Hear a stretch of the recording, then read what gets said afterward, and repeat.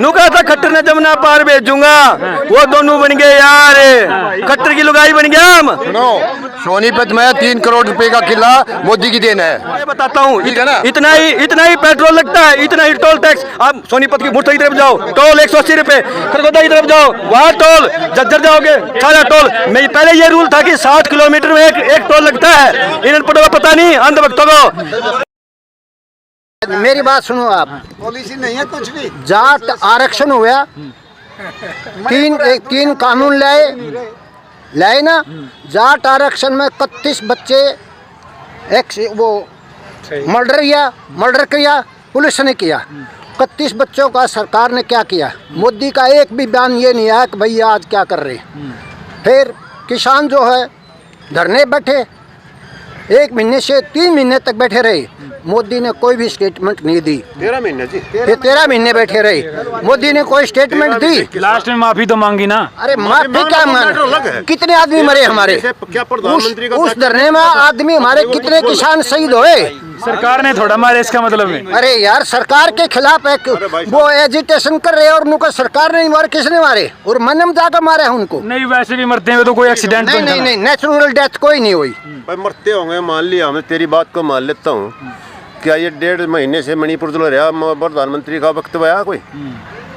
ये बात आपकी बिल्कुल जायज है। मतलब जो है ना 3 महीने हमारी बेटियां, मतलब पहलवान जो है ना हमारे गांव, मतलब भारत का जो है ना शान, मतलब जो गोल्ड मेडल ले आए थे, मतलब शान थी वे उस टाइम, वो मतलब जो है ना वहाँ बैठे रहे। क्या मोदी का कुछ स्टेटमेंट था? क्यों नहीं दिया स्टेटमेंट? प्रधानमंत्री का दायित्व होता होगा, कुछ तो स्टेटमेंट दे, उनको आश्वासन तो मिलना चाहिए। अगर तुम्हारे साथ न्याय होगा, अन्याय नहीं होगा। प्रधानमंत्री हर बात पे जवाब थोड़ा देंगे, कुछ लोगों का ही मानना है, मेरा मानना नहीं है। देखिए मेरी बात सुन, सरकार जो हो, चाहे कांग्रेस की हो चाहे बीजेपी की हो, क्या हो आप? हर आदमी प्रधानमंत्री को कहेगा, प्रधानमंत्री कल का आदमी खड़ा हो, प्रधानमंत्री बोलो बयान दे दे, कहाँ से दे देगा? 1 करोड़ 40 लाख पब्लिक है, सबका प्रधानमंत्री जवाब देगा क्या? इंदिरा गांधी के टाइम पे कब से आसाम मणिपुर आज जुड़े थे? कांग्रेस के टाइम पे कब से जुड़े थे? पहले से चल कांग्रेस के टाइम पे नहीं, आग लाग रही जुड़े। 3 बार कर्फ्यू लगे, धारा लगी, राष्ट्रपति शासन लगा, जो किसी ना बोल रहा है। फिर तू दे दे उसकी जगह जब प्रधानमंत्री वो सुना, प्रधानमंत्री आप चले गए। नहीं बिल्कुल, आप पत्रकार बोला ये ऐसा हम ये कहने चाह रहे हैं मोदी जी से, जैसे तो एक बता, उसमें 14 में आए थे, मोदी जी ने ये कहा था कि अच्छे दिन आने वाले हैं। वो अच्छे दिन कैसे आए हर एक आदमी जानता है। जैसे कि 14 लाख हर एक उसके खाते में आएंगे, जो कि 14 रुपये नहीं आए, पहला मुद्दा। दूसरा, हमारे किसान 13 महीने बैठे रहे। आधी वोट कांग्रेस की है, जितने को आधी बीजेपी के है। अच्छा, आधी वोट कांग्रेस की, आधी वोट बीजेपी तो फालतू कांग्रेस बीजेपी के हैं। ज्यादा बीजेपी की वोट है यहाँ पर। बीजेपी आएगी हरियाणा में, तो लोकसभा में भी राज्यसभा में बीजेपी आएगी। बिल्कुल, ये तो कह रहे हैं इतने सारे नाराज कांग्रेस वाले बोल रहे हैं। ये भाजपा का है, ये भाजपा का भाई। 15 लाख आएंगे, कहाँ से कमा खाना पड़ेगा? 15 लाख बोले तो था मोदी ने दिए नहीं है। मेरा कहने का मतलब यही था, एक नंबर। मैं विपक्ष में आओ, विपक्ष में आओ। कांग्रेस की बीजेपी की बात नहीं कर रहा, मैं एक मुद्दा ये उठा रहा हूँ। आप इनकी बात पे गौर दियो। 14 लाख रुपए हर एक के खाते, हमारे 2014 में बोल था, किसी के में 14 रुपये नहीं आए, पहली बात।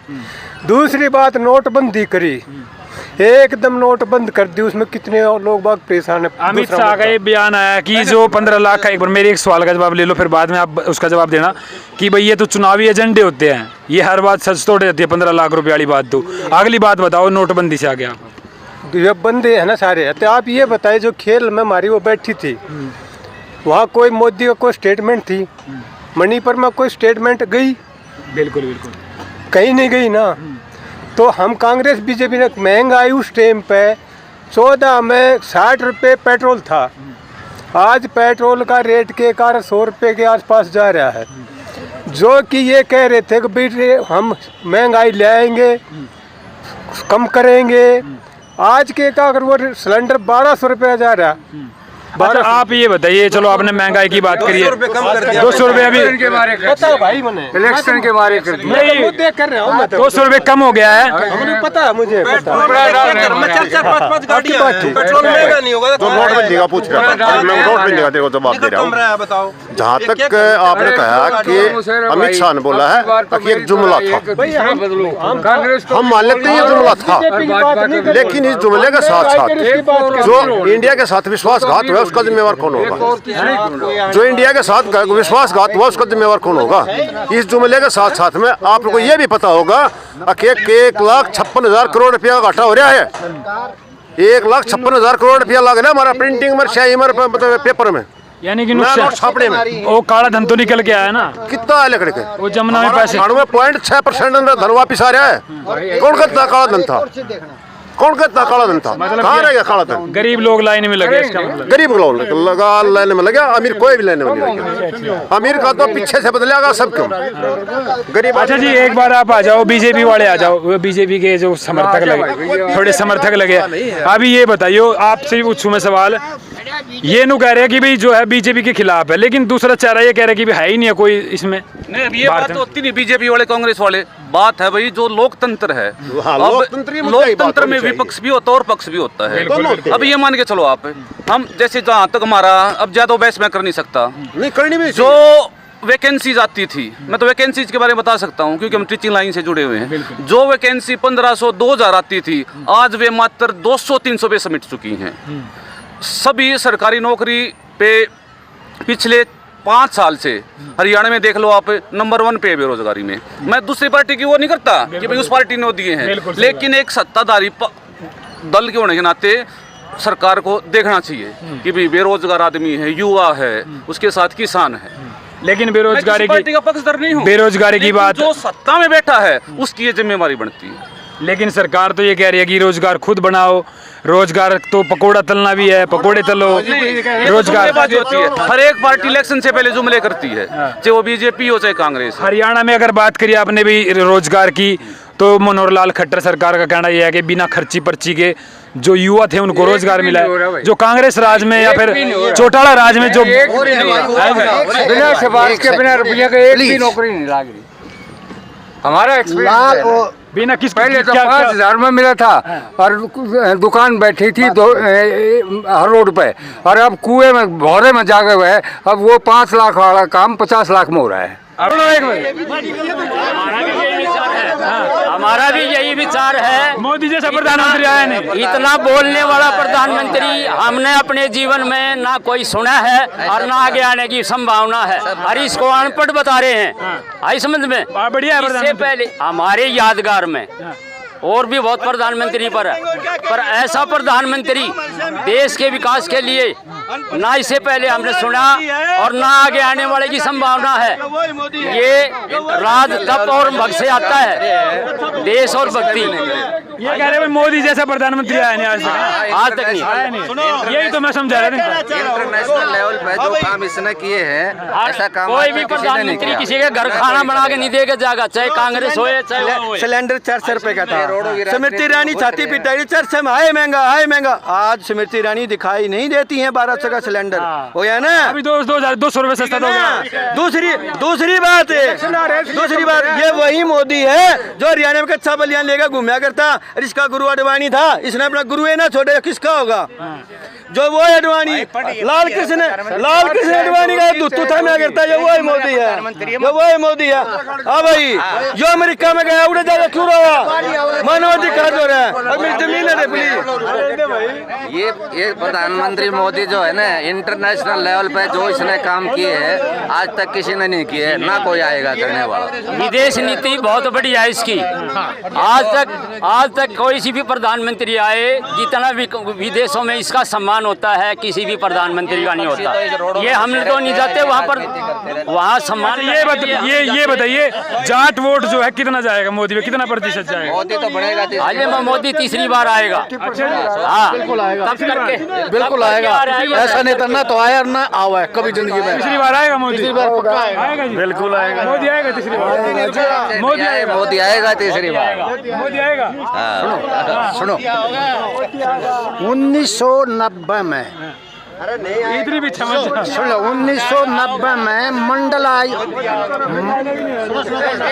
1990 में मंडल आयोग बैठाया गया था, आपको है याद? मेरे तो फायदा भी नहीं है। चलो 1990 में मंडल आयोग बैठाया गया था और उस आयोग ने ये रिपोर्ट दी थी आके भाई सौरण जाति को भी देखो आज भी अखबार आ रहा है, सुनो आज भी अखबार हरियाणा में ना इतना ज्यादा नशा हो रहा है, नशे में डूबता हरियाणा 10 साल से इतना। आज मुख्यमंत्री जी ने कहा कि साइकिल चलाओ नशा मुक्त बनाओ, आज की खुद की बात है। साइकिल चलाने से नहीं होता, नशे पे लगाम लगानी पड़ती है। साइकिल तो हरियाणा बहुत साल से चला रहा है, तो ये जो हरियाणा में नशा आया है ना, सूखा नशा अफीम का, तो नशे में डूबता हरियाणा। दुष्यंत चौटाला पे विश्वास नहीं क्या आपको? दुष्यंत चौटाला पे दुष्यंत तो गद्दार है, जो अपने दादा गए ना वो किसका होगा?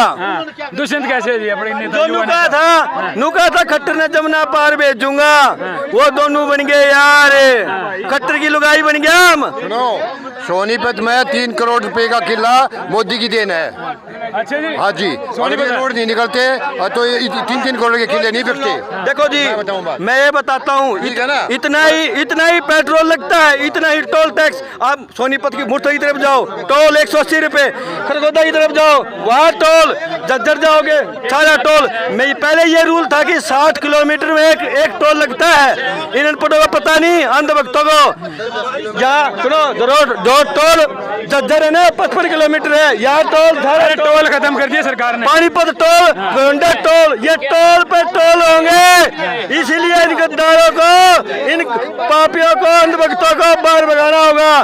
हरियाणा की जनता बीजेपी के समर्थक खड़े इस तरफ, हरियाणा की ये बीजेपी कर दिए, बीजेपी के समर्थक खड़े। अच्छा एक बात बताइयो, दूसरा ऑप्शन क्या है? मोदी के अलावा तो दूसरा ऑप्शन दिखाई नहीं देता। दूसरा ऑप्शन हाँ, बदलाव कौन है? बदलाव हो चुका है और अब जो इंडिया जो नया गठबंधन बन चुका है, मैं कहता हूँ ये गोदी मीडिया दिखा रही है। इतने अरबों खरबों रुपये मीडिया में फेंके गए, अगर इतने रुपये जनता के विकास के लिए, पीने के पानी के लिए, रोडों के लिए, और हमारा जो प्राइमरी बेस स्कूल है उन स्कूलों की बिल्डिंग हम बढ़ा देते, उसमें हमारे बच्चे पढ़ेंगे, हमारा भविष्य देश का।